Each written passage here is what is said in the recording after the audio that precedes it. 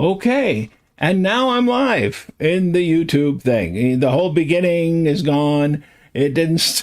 So now people are saying, "What's going on?" I started the show. And I forgot to start. Forgot to create the show. This is all so new to me. So hello, everybody. It started late. There's no beginning. There will probably be no end. Just keep going on. Wow, it's new to me. I forgot to create the show. So we're beginning the show. Luckily, I did it before I was halfway through. So those of you now watching YouTube, you're saying Mo didn't do a show, but I'm actually doing a show now. So if you want to come back and watch it on YouTube, why would you bother? I'm here. I remembered. So here it is. The show is on. Goodness gracious. There's so much to remember. I did everything else. I did it all. I did it all. And except for the one thing that I was supposed to do was begin the show on YouTube. So now it's live on YouTube. It is streaming. And there it is. Quelly, how are you? I forgot to create the show on YouTube. So I did everything else. I did the opening. I did it right. Everything was perfect except for the fact that I didn't create the show. There we are. All right. So, hi. Thank you for persisting and being there. Some people probably came in and said, oh, he's not doing a show today. I did a show. It's on the radio, so those on the radio heard it. And others are going, that old man, he's just really ridiculous. Yes, I am really ridiculous at times, but that's okay. I've always been this way. This is not a function of age. I'm just going to tell you that. This has nothing to do with my age. This has to do with me being me. It's like there are tornadoes in my head all the time. I was telling a friend that today. It's like I have tornadoes in my head. I actually designed my tarot card, my Prince of Air. Prince of Air. Oh my goodness. My Prince of Swords with tornadoes, because that's, I identify. Renee, hey, how are you? Come into the chat room. Be nice to see you. Come in and talk to me. I'd love to talk to you, especially today, because it's Halloween month. We're going to talk about Dracula. That's right. And the question is, why, of all the stories that have been written about scary stuff, why is Dracula so enduring? Written in 1897 by Bram Stoker. Why? Mighty Mo the Yo-Yo Pray. Oh, Lisa, how are you? Anne. Bonjour, Anne. And thank you for the lovely letter, Anne. I will write you back. Yes, a lot to write you back because I've thought about many of those things. And I actually have answers, so we'll talk. Indeed, I've always been curious as to if you've ever seen the Dracula movies with Bela Lugosi and Christopher Lee, who I think was a great Dracula. Frank Langella played Dracula as well. The question is, why has this story written by Bram Stoker in 1897, published in 1897, he probably did it more than in a few minutes, if you've ever read it, it is a fascinating book to read. It's written all in letters and journals. All in letters and journals. It can be hard to read at times, but it's also a bit xenophobic, I'll say. He makes fun of people's accents at times. That's kind of maybe how it was. We're going to talk about this book, but I think the reason it is so enduring, actually, we'll get to that. But there are reasons for that, and it's fascinating in many, many ways. But I'm going to look at some of these. For example, I'd also like to look at Frankenstein, which is not what you think it was about. Maybe you do know what it's about.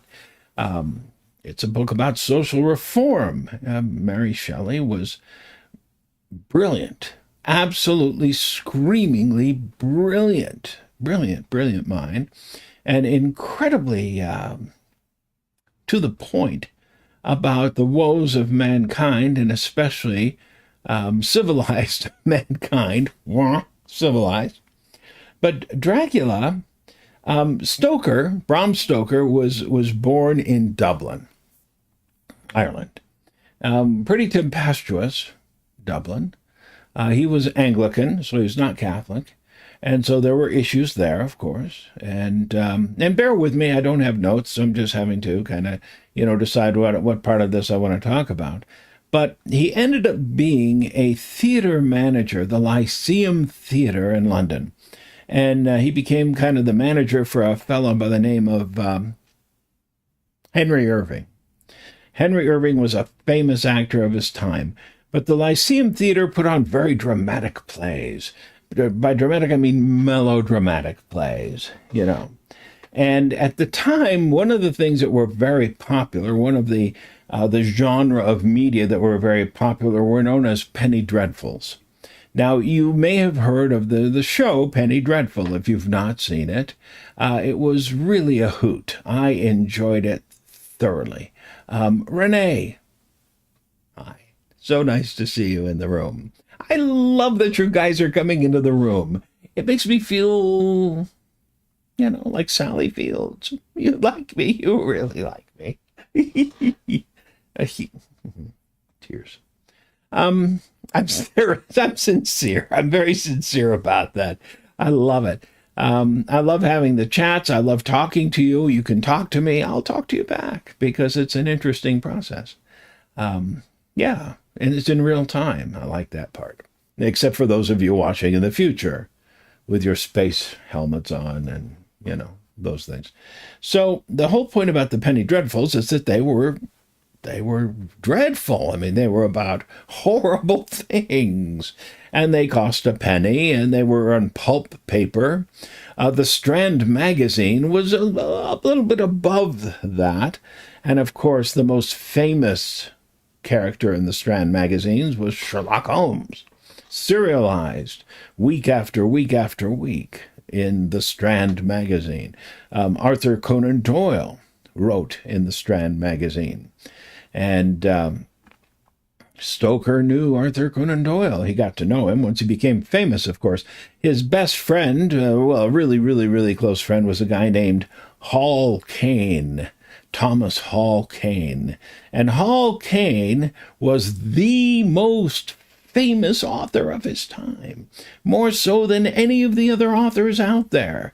He was one of the richest authors of his time. He sold over 10 million books.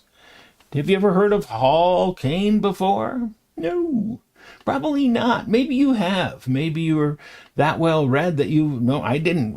You know how you know of Hall Caine? Because Bram Stoker dedicated Dracula to him, to his friend Hommy Beg, which means little Tommy. Hommy Beg in Manx, which is a language. So on the Isle of Manx.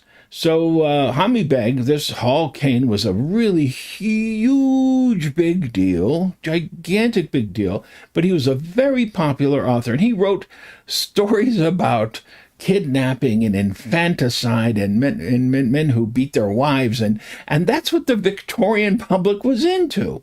Now, we might ask why. Well, the Victorian age was a fascinating age, very much so. Queen Victoria was, of course, Queen Victoria. And the Victorian times were just a wee bit repressed. Everything was very proper. Very, very proper. And I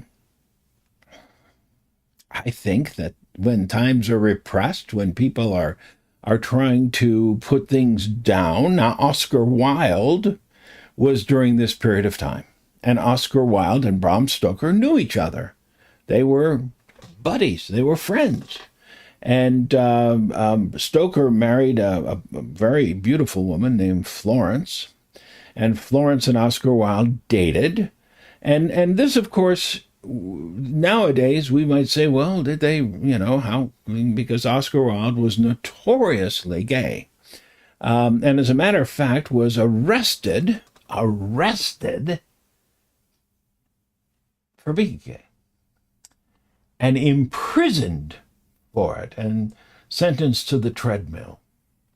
And basically, they broke him, and he died kind of a broken man. I mean, it was terrible. He was a brilliant wit. He was very funny, very clever. He wrote The Picture of Dorian Gray about the incredible vanity of some of these people in society. If you read it, it's really a remarkable read. It's really a remarkable read about, and when you read it and you're in the know, so to speak, you know, you're in the know, like in The Sting, you know what's going on. It's a little bit terrifying to read the amount of this vanity and this, it's just incredible, you know. But it was all repressed. It was all put it down. And like I said, people were being arrested for this, arrested and put down and trampled on, and yet it was there. Dr. Jekyll and Mr. Hyde is another story about the two sides, if you will, where you've got Dr. Henry Jekyll, you know, la-di-da-di-da, you know, I'm a doctor and I'm doctor, and yet Mr. Edward Hyde comes out and he's an animal and he's a murderer, essentially. Same guy, little potion. Whoop, whoop. What's that potion? It could be gin. It could be rye. It could be something, you know, it's this chemical that he drinks, but in reality, this was very prevalent. Why? Because, well, Victorian society. As a matter of fact, I took a class in college, which was a long time ago. I mean, we're talking decades ago in the 70s, on the Victorian underworld and how horrible it was. I should watch this show, Peaky Blinders, because that was a part of it, you know. And one of the things that they really kind of harped on was that for every Victorian man of means, there were like 5 women of the night. We'll put it that way. For every Victorian male of means, it was a gentleman, and they frequented them. So there were huge numbers of men with incurable diseases and blah, blah, blah, blah, blah. And it was just a horrific sort of thing. But the Victorian underworld was vast. And it was a hypocritical sort of situation. The hypocrisy was massive, you know. By the way, I had a friend of mine, my friend the Druid, who told me what FOP stands for, you see. Hello, Mark. How are you? Mark's in the chat room. How you doing, buddy? It's good to see you. Really good to see you. It's my friend Mark Husson. He does this too. You should check. He's great. He's an astrologer and so much more. So much more. So FOP, he told me, he said he hated him, just hated him. He says, yeah, know what FOP stands for. He had a really strong Scottish accent. I won't insult the Scots it was very strong. And he says, well, thank you. He said, stands for Friend of Parliament. I said I wouldn't do the accent, but he'd roll those R's. He'd roll them like a barrel on a river, you know, Friend of Parliament. And I said, really, he said, yeah, that's what it stands for. So that's what FOP supposedly stood for. But that was the era in which everything was going on. That was the era. That was the entire, it was all about hypocrisy and you know, this staunch, everything was around. So in 1890s, now remember, Jack the Ripper, around 1898, I think, right? Things were going wrong. Things were going very badly. I mean, things were beginning to go a little astray. Raw. And remember, there was a lot of immigration happening into England. And the immigration was not necessarily welcome. And a lot of them were very ethnic. Let's say that. So, stage is set. Stage is set. What is it about Dracula that has made it so incredibly long-legged? No, that's not the right word. Just legged. I don't know what the word is. But it has lasted over 100 years. 1897, 2025. There are Dracula movies. There was Blackula, the black exploitation, crazy, what, Dracula from Mars. Why? How come it has done so well? When there were lots before, there was Varney the Vampire, which was before Dracula. There was the story of Carmilla. Now, that was about lesbian vampires, and that was before Dracula. Now, why didn't that last? And it was very erotic, but why didn't that make it? Now, here's why Dracula has. Number one, it's very sexual, and I think that's a big part of Dracula. And I think that's why Dracula has lasted so long without being completely overt, without being over the top overt. If you've read the story, if you've read the book by Bram Stoker, it's extremely, it is. I first read the book when I was 12 years old. It was the first time I was allowed to check it out of the library. If my parents had checked it out for me before, I had to be in the 6th grade, and I wanted to read it when I was about 10, 9, 8. They would not. They said, no, I'm not going to do that for you. So I said, okay, then but as soon as I could check it out myself, and it was as soon as I turned the age, and it was going into, as soon as I got out of the 5th grade, went into the 6th grade, went into the library. My mom drove me to the library. I'll never forget it. I never forgot it, said I'm Cajun. And I went and checked it out, and my heart was beating because all I knew was movies, movies. And I had just seen with my friend Stuart at the CSU movie theater, I had just seen The Horrors of Dracula with Christopher Lee and Peter Cushing, which is a fantastic movie. It's a horror movie, wonderful, and it's a Hammer film. The Brits made some great Hammer films. It's the company Hammer. And it's sexy.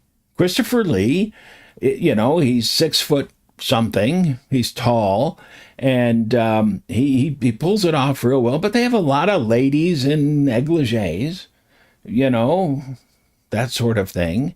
And I was 12. It was the first Dracula movie I'd ever seen, and I was like, oh, okay, I kind of get this. This is very cool. But the appeal of it, there's a lot more to it than that, obviously. But there's also more than that. And I'm going to give you some examples. I wrote some things down I'm going to read you. And I think you'll enjoy them. If you've never read the book, you'll enjoy them. If you have read the book, you'll really say, oh, good, I'm glad Mo's going to do this, because you'll know how good they are. They're juicy very much. But there's also some rhetoric in it that you're going to recognize from today, about foreigners, them foreigners. It's kind of amazing what they did. See, now at the time in England, there were rich Eastern Europeans coming in to London. And what were they doing? Well, they were buying up properties. That's right.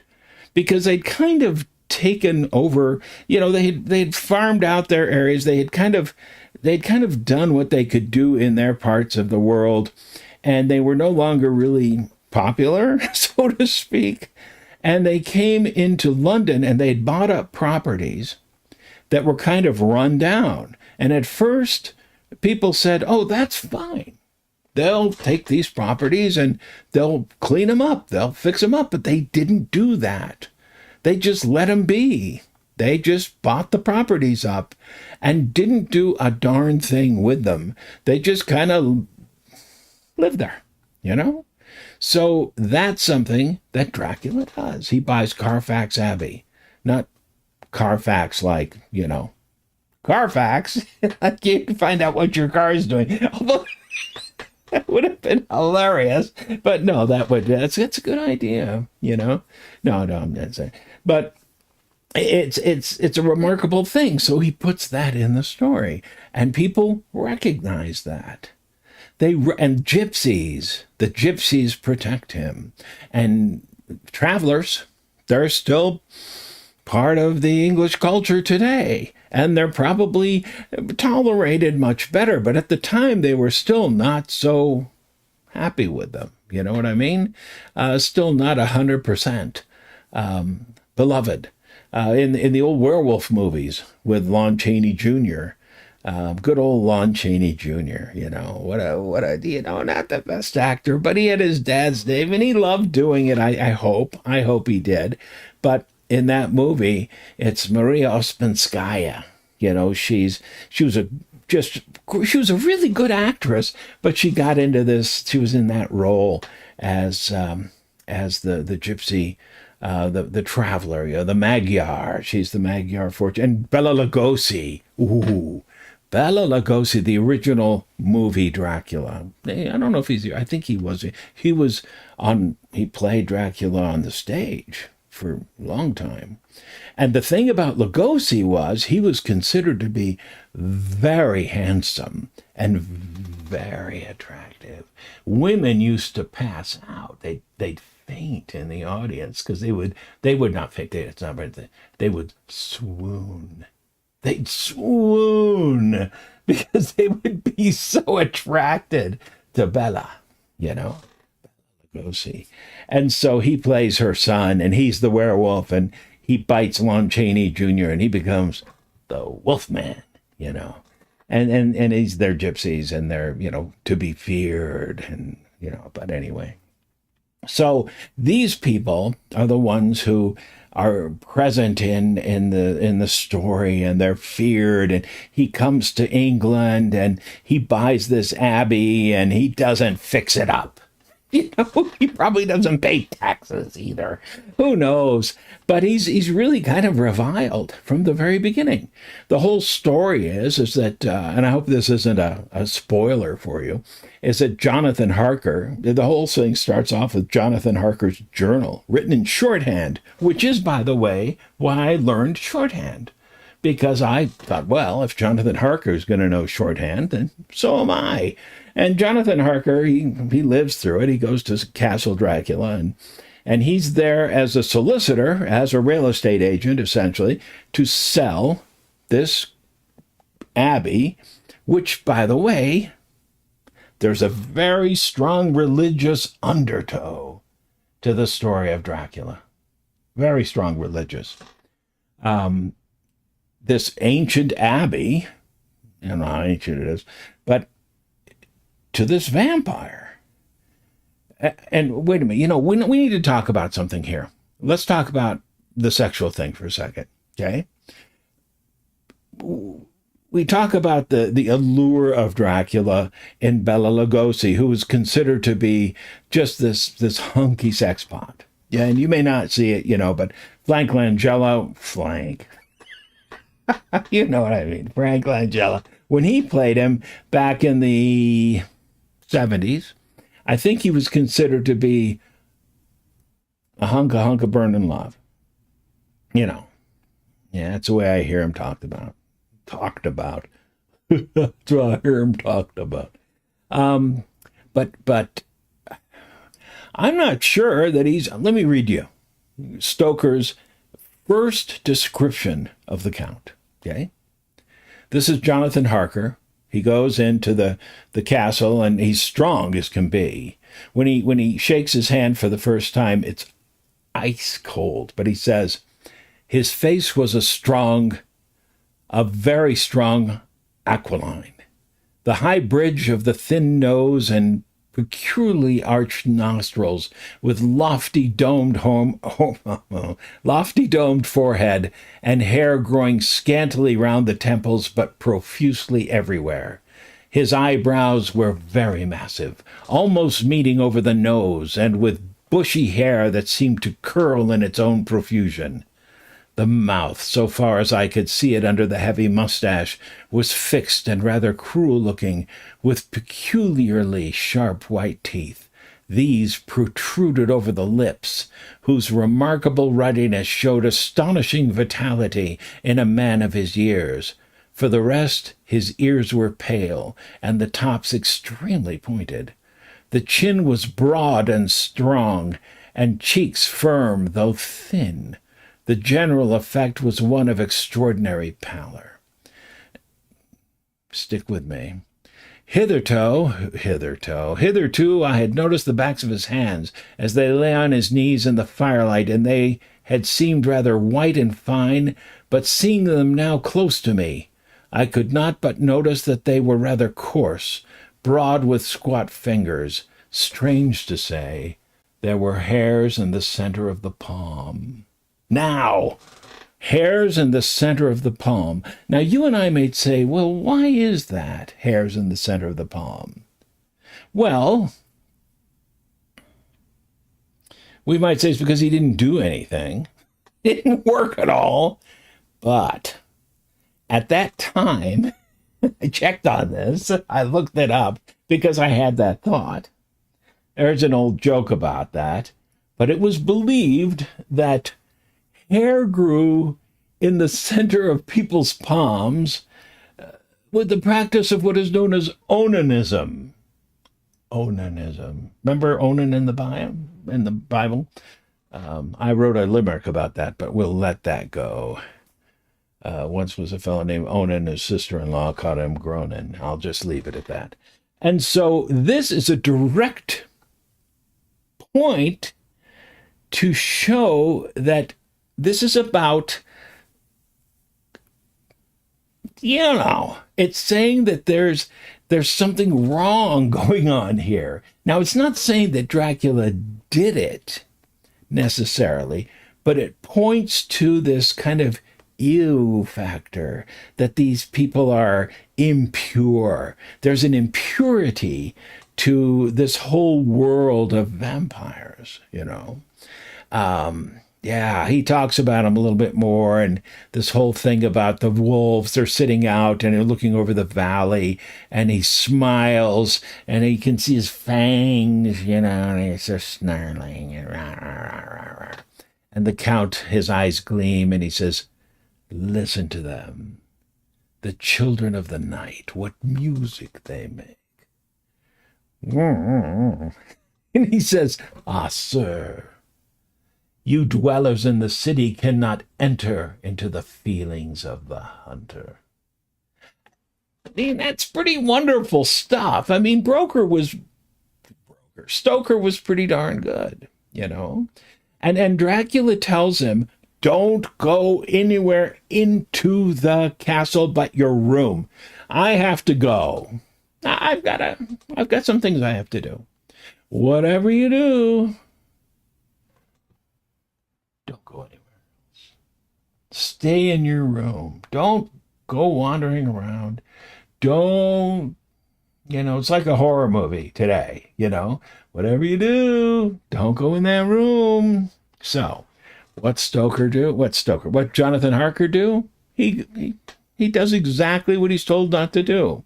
Now, let's talk about this scene. This is where he meets Dracula's brides. He's a polygamist, I think.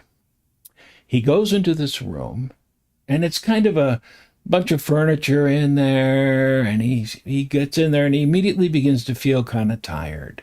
He's had a long trip. It's been a long couple of days. Dracula had to leave. Oh, earlier he sees Dracula crawling down out of a window down the castle wall like a lizard. Yeah, pretty cool. And he realizes that he's just suddenly extremely sleepy. So he pulls a couch over and he lies down on the couch, and And, he begins, me, and he says, I was not alone. The room was the same, unchanged in any way since I came into it. I could see along the floor in the brilliant moonlight my own footsteps marked where I had disturbed the long accumulation of dust. In the moonlight opposite me were 3 young women, ladies by their dress and manner. I thought at the time that I must be dreaming when I saw them, for, though the moonlight was behind them, they threw no shadow on the floor. They came close to me and looked at me for some time and then whispered together. 2 were dark and had high aquiline noses like the Count, and great, dark, piercing eyes that seemed to be almost red when contrasted with the pale yellow moon. The other was fair as can be, with great wavy masses of golden hair and eyes like pale sapphires. I seemed somehow to know her face, and to know it in connection with some dreamy fear, but I could not recollect at the moment how or where. All 3 had brilliant white teeth that shone like pearls against the ruby of their voluptuous lips. There was something about them that made me uneasy, some longing, and at the same time some deadly fear. I felt in my heart a wicked, burning desire that they would kiss me with those red lips. It is not good to note this down, lest some day it should meet Mina's eyes and cause her pain, but it is the truth. They whispered together, and then all 3 laughed, such a silvery, musical laugh, but as hard as though the sound never could have come through the softness of human lips. It was like the intolerable tingling sweetness of water glasses when played on by a cunning hand. The fair girl shook her head coquettishly, and the other 2 urged her on. One said, Go on. You are first, and we shall follow. Yours is the right to begin. The other added, He is young and strong. There are kisses for us all. I lay quiet, looking out under my eyelashes in the agony of delightful anticipation. The fair girl advanced and bent over me till I could feel the movement of her breath upon me. Sweet it was in one sense, honey sweet, and sent the same tingling through the nerves as her voice, but with a bitter underlying the sweet, a bitter offensiveness as one smells in blood. I was afraid to raise my eyelids, but looked out and saw perfectly under the lashes. The girl went on her knees and bent over me, simply gloating. There was a deliberate voluptuousness which was both thrilling and repulsive, and as she arched her neck, she actually licked her lips like an animal, till I could see in the moonlight the moisture shining on her scarlet lips and on the red tongue as it lapped the white sharp teeth. Lower and lower went her head as the lips went below the range of my mouth and chin and seemed about to fasten on my throat. Then she paused, and I could hear the churning sound of her tongue as it licked her teeth and lips, and could feel the hot breath on my neck. Then the skin of my throat began to tingle as one's flesh does when the hand that is to tickle it approached nearer, nearer. I could feel the soft, shivering touch of the lips on the supersensitive skin of my throat, and the hard dents of 2 sharp teeth just touching and pausing there. I closed my eyes in the languorous ecstasy and waited with beating heart. Far out, huh? Far out. That's pretty hot stuff. 1898. And it doesn't happen, Doesn't happen. Because what happens is Dracula comes in and grabs her by the neck and throws her around across the room to the floor and basically says to them, How dare you touch him? He's mine. Right? Yeah. It's pretty rough stuff. That's erotic. I was 12. I didn't know what to think of that. I mean, I was 12. The hormones were just kicking in, but I was like, oh my God, wow, that's amazing. And so from then on, it kind of hit there. Now, Mina, that he's talking about, is his fiancée. And Winona Ryder has played her. But generally speaking, there's Mina and there's Lucy Westenra, who, back in England, along with Mina, they're both always portrayed as extremely attractive. Lucy is blonde, and she's coquettish, and, they're just, yeah. And they're good looking, and they're sexy, and that's part of it. And that's how he plays it. There's always there's a scene where, and it's religious too. It's about religion very much so. There is this incredible scene where Dracula takes Mina after he kills. Get this. Let me read this to you first, because this is amazing. This is so obvious to me, and I imagine it was obvious to the people reading it in 1898. So Lucy, who is going to marry a guy named Arthur Holmwood, he owns a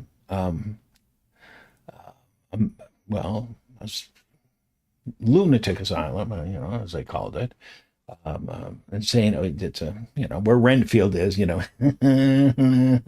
the old movie, and so Lucy is his fiancée. He loves her very much, Arthur, and she dies because Dracula turns her into a vampire.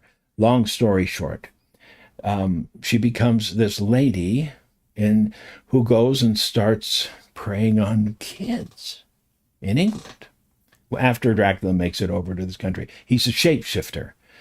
He can turn into smoke and go underneath doors and stuff. Once he's been invited in, he can turn into a wolf. He can turn into a bat. He can do all sorts of cool things. Pardon me.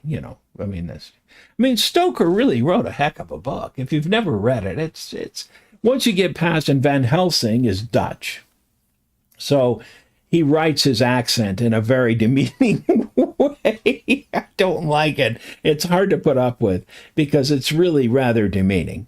But so there's a little bit of xenophobia there. But that was, people were into it. They were kind of into it. So what they do is they go to, Van Helsing knows it's Lucy. No one else will believe it because they're not even believing the whole vampire thing at this point. So they go to the graveyard. They go and Van Helsing, they go to Lucy's tomb, and they're going to go in. He wanted to make sure he gets the right coffin. Listen to this. Van Helsing went about his work systematically, holding his candle so he could read the coffin plates, and so holding it that the sperm dropped in white patches which congealed as they touched the metal. He made assurance of Lucy's coffin. Another search in his bag, and he took out the turn screw. Turn screw is a screwdriver. Why use that term? Holding it that the sperm dropped in white patches. And what he's talking about is a candle. Well, we're talking about candle wax. Maybe there was some from sperm whales, the oil from it. But that's a very specific reference. It's to say that he spoiled Dracula's bride. That's why. Brilliant. Brilliant. He really did a good job. The Jewel of the Seven Stars was a sequel. Well, actually, there was a thing called Dracula's, what was it called? Dracula's Guest. That's pretty good, but it's kind of unfinished. The Jewel of Seven Stars, he wrote, it was really good until the fact that he died before he was able to finish it, and the ending is not great because they had to finish it posthumously. His widow did, Florence. Anyway, so back to this idea that there is this, listen to this. So Dracula's explaining, I have to watch my time. But he's explaining he's hundreds of years old. He's not, I mean, humans are like children to him. They're babies. This is why this endures, because he's not a kid, but he's very wise because he's been around for hundreds of years. So what he's doing is he's basically saying to Mina after, and they kill Lucy. They stake through the heart. You have to have that scene. It's gruesome, but it's important to say this is how we killed him. And the garlic thing, I think that's in Varney. Is it Varney? I can't remember. But so the whole point is, I was into vampires for quite a while. Had I been the right age, I might have been goth. I might have, I don't know I don't think I would have been like that. But I might have gone with the fangs, and when I was a kid, I had paper fangs that I wore, although I really wanted to be more of a werewolf. So here we go. You see, now you know why. But what he does is he opens up his shirt and he takes her and he opens up his chest and he makes her drink his blood. And he says, "You, their best beloved one, are now to me flesh of my flesh, blood of my blood, kin of my kin, my bountiful wine press." Does that sound familiar? Should. My bountiful wine press. So he gives her blood and calls it wine. This is religious. Now, Bram Stoker, they're pretty sure, was a member of the Golden Dawn. The Golden Dawn being the magical order that Aleister Crowley was a member of, that Aubrey Beardsley was a member of, that a lot of people were members of. They can't prove it 100%, but they're pretty sure he was a member of. A lot of very wealthy people who were, into iconoclastic sort of things, and writing this book would have made him, I think, pretty wealthy, because they also did it as a play, and but he had traveled, and he traveled a lot, but anyway. So when we look at this, I think one of the reasons why this has been so incredibly popular over the decades, over the century. I mean, it's over a century old. It's almost 120 years old. Yeah, that's pretty damn good. Is because it is perverse. I mean, in many ways, it really played upon the Victorian mind. It was so sexy and so just, and yet it was kind of underneath the radar in some ways. You see what I mean? And we're kind of in those ages again, if you stop and think about it. Now our horror movies are disturbing to me. There's no nuance. There's just slasher stuff. Boy, I tell you what, back when I was in high school, a friend and I went to go see Enter the Dragon with Bruce Lee. And we decided to do what kids did at that time, when they decided to prepare for a movie that might be fun to watch, hey man, you want to watch this movie? you get my drift? Okay, so we really got prepared to see Enter the Dragon with Bruce Lee, that sort of thing. And we were just sitting there minding our own business and ready to watch Enter the Dragon with Bruce Lee. But the first movie was the Texas Chainsaw Massacre. And we were not prepared for the Texas Chainsaw Massacre at all. Not at all. It was horrific, but we were riveted. I remember half an hour into the movie, he turned to me and said, "Let's get out of here." I said, "Yeah, let's leave." But we both just sat there and watched the rest of the movie. And we were just horrified the whole time. I don't understand slasher movies. I don't like them. The reason Dracula has endured is because it's about us. It's about our psyches. It includes, well, it is sexy. It's as sexy as can be, and it draws us in, and it's about the fact that there are vampires, not in real life. I don't believe in them, not that type. There are incubi and there are succubi, but that's on a different level, and those are real. This is a real thing, I believe, but it's a different sort of story. But we know that there are people who are vampiric in that way. They kind of get away from me, you know. We've all known them, but it endures because it's such and people. If you've not read the book, it takes a little bit to get into the gothic horror novel, but it takes work, but it's worth it because it's a remarkable story. It allows you, and if you're easily influenced and you're very sensitive, maybe it's not for you, but it's a good tale, you know. And it does capture the imagination, and it teaches you a lot about yourself and about those types of things. But it is erotic at times, and at other times it's just horrific. And that's what a good tale like that is about. But I think that's why it has lasted, you see. Oh, thank you, Renee. She doesn't like the slasher horror movies either. I don't get it. I don't watch them. I don't want to watch them. I don't like it. We all know that stuff is kind of real, you know. Yeah. Enough. I mean, I it's too real for me. It's too real. Too real. Too real. Every day, it's too real. Give me the fantasy. Show me Dracula's pointed ears. They don't show that.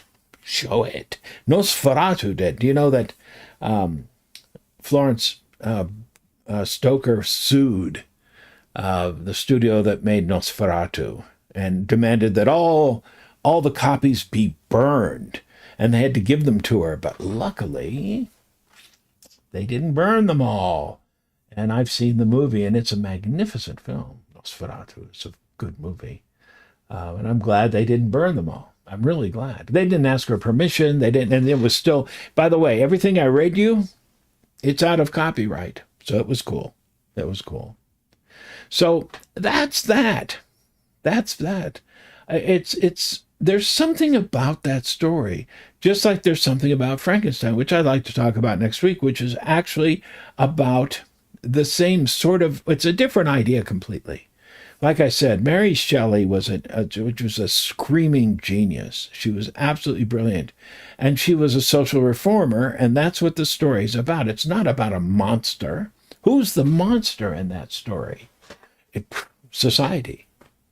Frankenstein, Dr. Frankenstein, is, in my opinion, a representation of society as complete and total negligent human being, not doing what he should do.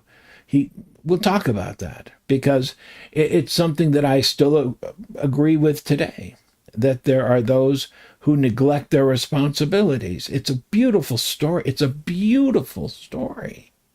It's one that is completely and totally, I don't know if it's heartwarming, but it's a remarkable tale about conscience and a remarkable tale about love and striving for love and parental duty. So we'll take that on next week if I can remember to start the show properly. I can't believe I went all that and then forgot what I was doing. And, so it goes, right? So it goes. I'm such a goof sometimes, but I do what I try to do. I do what I try to do. That's a t-shirt. That's a t-shirt. Okay. Until next week, I wish you all peace and love. Have a good week, and I will, if all goes well, I'll see you next time. Okay? All right. Take care, my friends. Bye-bye. Bye-bye. Oh, my goodness. All right. Now I have to find, what did I do? Okay. Bye-bye.